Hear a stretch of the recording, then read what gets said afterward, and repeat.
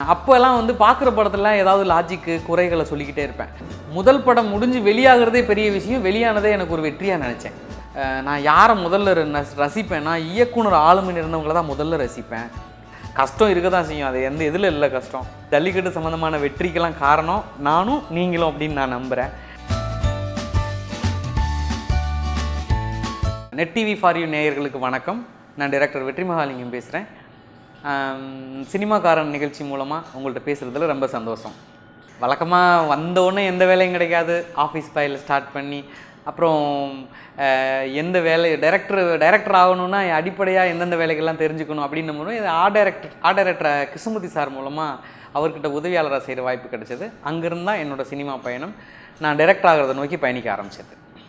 ஒரு captain of the ship ஒரு படத்தை இயக்கும் ஆளுமை நம்மக்கிட்ட இருக்கிறத உணர்ந்தது வந்து கிராமப்புறங்களில் விசேஷங்களுக்கு படங்கள் எடுத்து போடுறது வழக்கம். அப்படி டைமில் வாரத்துக்கு ஒரு 15-20 படங்கள் பார்க்கக்கூடிய வாய்ப்பு கிடைச்சது. அப்போல்லாம் வந்து பார்க்குற படத்துலலாம் ஏதாவது லாஜிக்கு குறைகளை சொல்லிக்கிட்டே இருப்பேன். அப்போல்லாம் என்னோடய ஃப்ரெண்ட்ஸு ஸ்கூல்மேட்லாம் என்ன பண்ணாங்கன்னா, நீ இவ்வளோ பெரிய இவ்வளோ எல்லாத்துலேயும் குறை சொல்கிற, நீ ஒரு படம் எடுத்து பாரு அப்படின்னு சொன்னாங்க.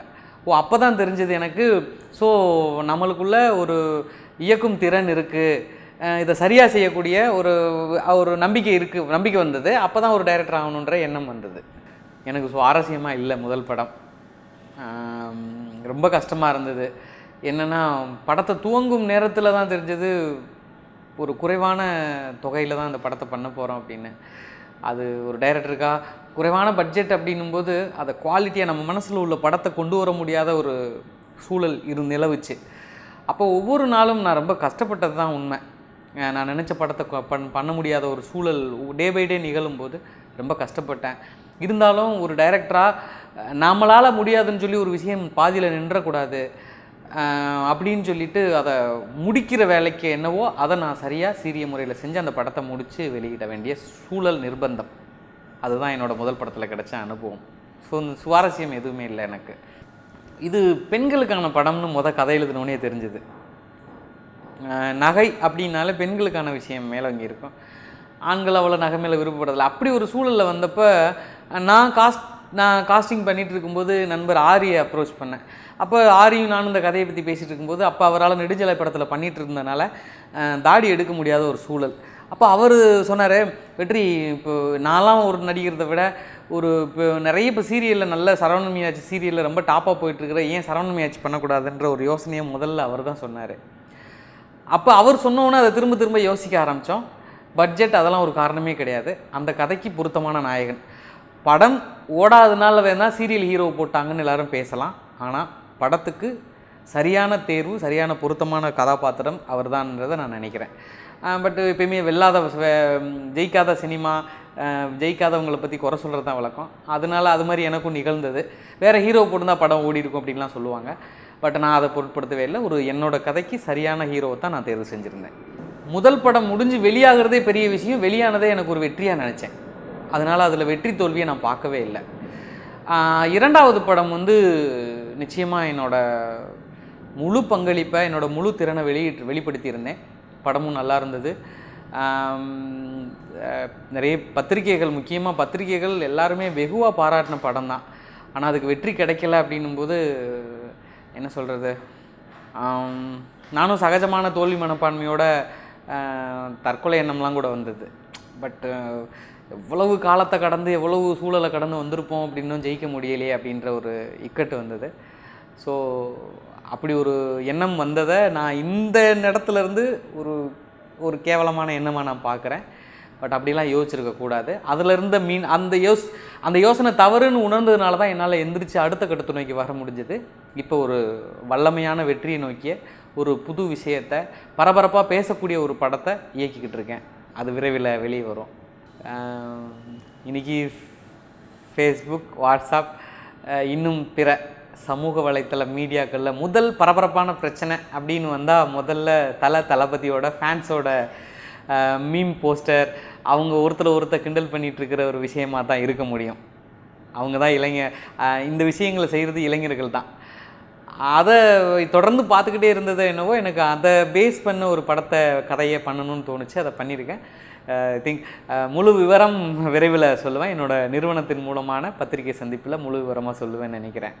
டைட்டில் வெளியே வந்துடுச்சு, விசிறி படத்தோட தலைப்பு விசிறி.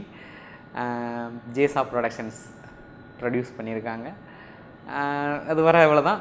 அப்புறம் அப்போ வந்தப்போ கூட ஒரு தகவல் வந்தது, நான் இந்த கதையில் நடிக்கிறேன்னு. அப்போ அது ஒரு முடிவாக தான் இருந்தது. பட் அதெல்லாம் மாற்றிக்கிட்டேன். படத்தோட வெற்றி தான் முக்கியம், நம்ம நடிக்கிறது ஒரு முக்கிய விஷயம் கிடையாது. அதனால் இந்த முறை ஒரு சரியான வெற்றியை பெறணும் அப்படின்றதுனால அதிலேருந்து பின்வாங்கிட்டேன். நான் நடிக்க வேண்டிய இடத்துல தம்பி சூரிய பிரசாத் அப்படின்றவர் அறிமுகமாகிறாரு. நான்லாம் முழுசாக பாரதிராஜா சார்கிட்ட இருந்து வேலை செஞ்சு வந்ததுனால பெருசாக எனக்கு வந்து நான் பார்த்த உலக சினிமாக்கள், நான் யாரை முதல்ல ரசிப்பேன்னா இயக்குனர் ஆளுமைன்னு இருந்தவங்கள தான் முதல்ல ரசிப்பேன். இப்படியே வந்ததுனால ஒரு டைரக்டர் நினச்சா எல்லாம் நினச்சிக்கிட்டு இருந்தேன். ஒருவேளை முதல் படத்தில் நான் வெற்றி பெற்றிருந்தேன், அதுதான் தொடர்ந்துன்னு அதுதான் உண்மைன்னு நினச்சிருப்பணும் என்னவோ. பட் அது எனக்கு வெற்றி கிடைக்காதனால இந்த கட்டத்திலையெல்லாம் நான் அடுத்த கட்டத்தை நோக்கி பண்ணி காலத்தோடு ஒட்டி இந்த ட்ரெண்டு இன்றைக்கி உள்ள இளைஞர்களை ரசிக்க வைக்கிற கவர்ற ஒரு படத்தை இயக்கணும் அப்படின்னும் போது என்னோட ஆளும் திறன் மட்டும் பத்தாது, என்னோட க்ரூ முக்கியம், என்னோட டிரெக்ஷன் டீம் முக்கியம், டிஓபி டீம் முக்கியம், காஸ்ட் முக்கியம். இப்படி எல்லாமே நான் உணர்ந்தவனாக இந்த படத்தை இயக்கியிருக்கேன். அதனால் அப்டேட் அப்படின்ற ஒரு வார்த்தை யூத்து இளைஞர்கள் அந்த டைமில் வர்றவன் தான் சரியாக செய்ய முடியும் அப்படின்னு சொல்லுவாங்க. நிச்சயமாக நான் பயங்கர அப்டேட்டாக இந்த படம் பண்ணியிருக்கேன்.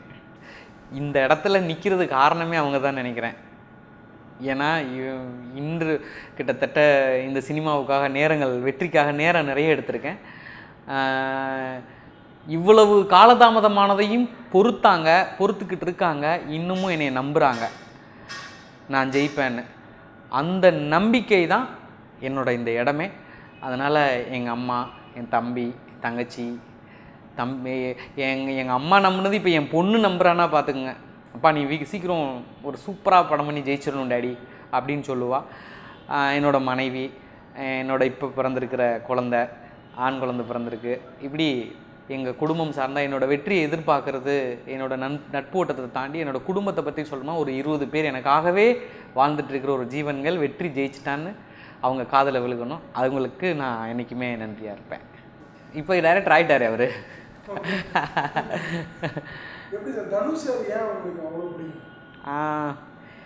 என்ன சொல்கிறதுனா, அவர் முயற்சி பண்ணாத இடத்துக்கு அவர் சரியாக வேலை செஞ்சார் பார்த்தீங்களா, அதுதான் அவரோட வெற்றி. எல்லாரும் இதாகணும் அதாகணும்னு முயற்சி பண்ணுவாங்க, அதை நோக்கி வெல்லுவாங்க, முயற்சி பண்ணுவாங்க, வெற்றி பெறுவாங்க. பட் அவர் கதாநாயகன்னு நினச்சதில்ல, அவர் பெரிய வெற்றியை பெறுவார்னு நினச்சதில்லை. இப்படி அவர் திட்டமிடாத ஒரு இலக்கை நோக்கி சரியாக வேலை செஞ்சதுனால அவரோட பெரிய வெற்றி. அதனால் பயப்புள்ளையோ என்னமோன்னு தோணுச்சு எனக்கு. நம்ம இதை செய்ய போகிறோம், இது எப்படி இருக்கும் அப்படின்னு யோசிக்காதனாலே அவர் மிகப்பெரிய வெற்றியை பெற்றுக்கிட்டே இருந்தாருன்னு நினைக்கிறேன். அவரை நான் ஒரு இம்ப்ரெசிவான ஒரு பர்சனாக நினைக்கிறேன் சினிமாவில். இப்போ நிறைய பேர்கிட்ட நான் சொல்கிறேன், நான் ஃபேஸ்புக் அது மாதிரியான நட்போட்டத்தில் எல்லாமே எங்கேயோ இருந்துட்டு, முன்னெல்லாம் நேரில் பார்த்து கேட்பாங்க, அவங்களுக்கு சரியான ஆலோசனையை கொடுக்க முடியும். எங்கேயோ ஒரு மூலையில் இருந்துட்டு நான் ஹீரோ ஆகணும், நான் டைரக்டர் ஆகணும் ஒரு மெசேஜ் மட்டும் போட்டுருவாங்க. நிறைய பேருக்கு பதில் சொல்ல முடியதில்லை. பட் இவங்களோட அறியாமை, அவங்க சரி இன்றைக்கி உள்ள சூழல் இதுதான், அவங்களுக்கு என் கூட பேசுகிறதுக்கான வாய்ப்பு இப்படி தான் கிடச்சிருக்கு அப்படின்னு நினச்சிக்கிட்டு என்னால் நேரம் கிடைக்கும் போதெல்லாம் சில பேருக்கு சொல்லுவேன், எங்கேயோ ஒரு மூலையில் உட்காந்துட்டு நினச்சா மட்டும் பத்தாது, அதை செயல்படுத்துறதுக்கு முன் வரணும், அதுக்கான ஆட்களை சந்திக்கணும் அப்படின்னு ஒரு சொல்லிவிட்டு, இதெல்லாம் நினச்சி பயப்படாத, எங்கள் காலத்தில் வேணால் நாங்கள் பயந்துருக்கலாம், யோசிச்சிருக்கலாம், இப்படி பண்ணிடுவாங்களோ அப்படி. இப்போலாம் அப்படி கிடையவே கிடையாது. ஓகே, ரொம்ப தைரியமாக எந்திரிச்சு ஓடியா அவனால் முடியும், அவ்வளோதான். கஷ்டம் இருக்க தான் செய்யும், அது இதில் இல்லை கஷ்டம், சாப்பிட கஷ்டம், அது கஷ்டம், சினிமானாலே கஷ்டம் அப்படின்னு சொல்லி சொல்லி பழகி போச்சு. அப்படிலாம் கிடையாது. இன்றைக்கி உள்ள இளைஞர்களுக்கு ரொம்ப ஈஸியாக, முன்னாலெல்லாம் எந்த இதுவும் இதில் எதையும் கற்று வச்சுக்கிறாமல் இருந்தவங்களுக்குன்னா கஷ்டமாக இருக்கலாம். பட் இன்றைக்கி அப்படி கிடையாது. ஒரு டைப்பிங் தெரிஞ்சால் நீ இப்போ இதாகிடலாம், ஒரு 5D கேமரா வச்சுருந்தா அப்படியே ஈஸியாக உள்ளே வந்துடலாம். இப்படி ஏதாவது ஒரு டைரக்டர்ன்ற ஆசையை தாண்டி ஏதாவது ஒரு டைரக்டருக்கு வேகமாக உதவி செய்கிற ஒரு தொழிலை கற்று வச்சுருந்தாலே போதும், வேகமாக வந்துடலாம் உள்ள. எனக்கு என்ன உங்கள் நெட் ஃபார் யூ, நீங்கள் கூட தொடர்ந்து ஜல்லிக்கட்டு சம்மந்தமாக தமிழ் பண்பாளன் உணர்வாளன் வெறியன், அதில் எந்த மாற்றமும் இல்லை. சமீபத்தில் நடந்த இதுக்கு கூட மாணவர்களோட போராட்டத்துக்கு என்னோட பங்கெல்லாம் பெருசாக இருந்தது. உங்களோட பங்கும் கூட. தொடர்ந்து வாட்ச் பண்ணோம்.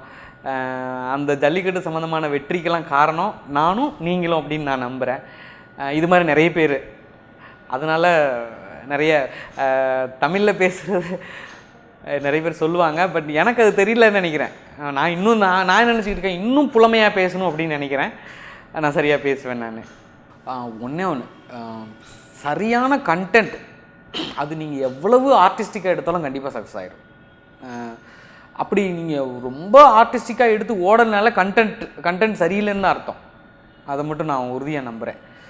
நீங்கள் ஈவன் கமர்ஷியல் சக்ஸஸ் ஆன படங்களை முன்னால் பாருங்கள், கண்டிப்பாக கண்டென்ட் ஸ்ட்ராங்காக இருந்திருக்கும். இப்போ சமீபத்தில் ஒரு புதுமையான இயக்குனரை பார்க்குற கார்த்திக் சுப்ராஜ் அவர் கூட அவரோட முதல் படத்தை பாருங்கள், 2வது படத்தை பாருங்கள், கண்டென்ட் ரொம்ப ஸ்ட்ராங்காக இருக்கும்.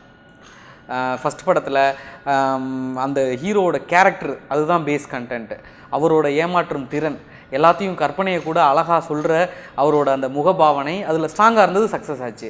அடுத்த படத்தை பார்த்திங்கன்னா அந்த எனிமிட்டி ஜிகர் தண்டாவில் வில்லனோட பாத்திரம், கதாநாயகன் டம்மி தான், ஆனால் வில்லனோட பாத்திரம் ரொம்ப ஸ்ட்ராங்காக இருந்தது. அடுத்த படத்தில் ஏன் அவர் பெரிய வெற்றியை பெறலை, நல்ல படம் தான் அது, பட் ஆனால் இருந்தாலும் கமர்ஷியலாக சக்ஸஸ் ஆகாத காரணம் ஏதோ கண்டென்ட் வீரியம் இல்லாமல் இருந்திருக்கலாம். இது மாதிரி இன்றைக்கி வர்ற புதுமையான இயக்குனர்கள் ரொம்ப ஈஸியாக முயற்சி பண்ணலாம், வெற்றி பெறலாம். ஆனால் கண்டென்ட் இதைத்தான் அப்போ குரூப் டிஸ்கஷனில் ரொம்ப ஸ்ட்ராங்காக பண்ணிக்கிட்டு இருந்தாங்க பழைய பேட்டர்னில். இப்போ எல்லாமே ரொம்ப குறுகையிலாகிடுச்சு. விவாதம், குரூப் டிஸ்கஷன் ஒன்று இல்லாமல் போயிடுச்சு. ஒரு கதையை ஒரு 5 பேர் உட்காந்து திரும்ப பேசுகிறது கிடையாது, பிரித்து போட்டு பேசுகிறது கிடையாது. அது மாதிரி 100 படங்கள் எடுக்கப்படுது. ஆனால் குரூப் டிஸ்கஷன் சரியாக இருந்த படம் கண்டிப்பாக சக்ஸஸ் ஆகிடும். ஓரளவுக்காவது ஒரு படத்தோட வெற்றியை உறுதி பண்ணிடும், பெரிய வெற்றியை பெறாட்ட கூட. ஒரு தயாரிப்பாளருக்கு அவர் நம்பி செலவு பண்ண முதலீடை கொண்டு வர அளவுக்கு ஒரு தரமான படமாக கண்டிப்பாக இருக்கும். ஆக என்னை பொறுத்தளவு ஒரு படத்தோட முக்கியம் முதுகெலும்பு குரூப் டிஸ்கஷன் அப்படின்னு நான் நினைக்கிறேன். இந்த சினிமாக்காரன் நிகழ்ச்சி மூலமாக உங்கள்கிட்ட எல்லாருக்கிட்டையும் என்னோடய சினிமா அனுபவங்களை பகிர்ந்துக்கிட்டதில் மகிழ்ச்சி. இதுக்கு முக்கிய காரணமான நெட் டிவி ஃபார் யூ சேனலுக்கு என்னோடய நன்றியை தெரிவிச்சுக்கிறேன். தென் அடுத்து என்னோடய படம் விசிறி வரப்போகுது. நிச்சயமாக முழுக்க ஒரு வெகுஜன சினிமாவாக, ஒரு இளைஞனுக்கு பிடிக்கிற சினிமாவாக எடுத்திருக்கேன். கண்டிப்பாக அது சம்மந்தமான முழு விவரங்கள் விரைவில் வெளியே வரும். நன்றி.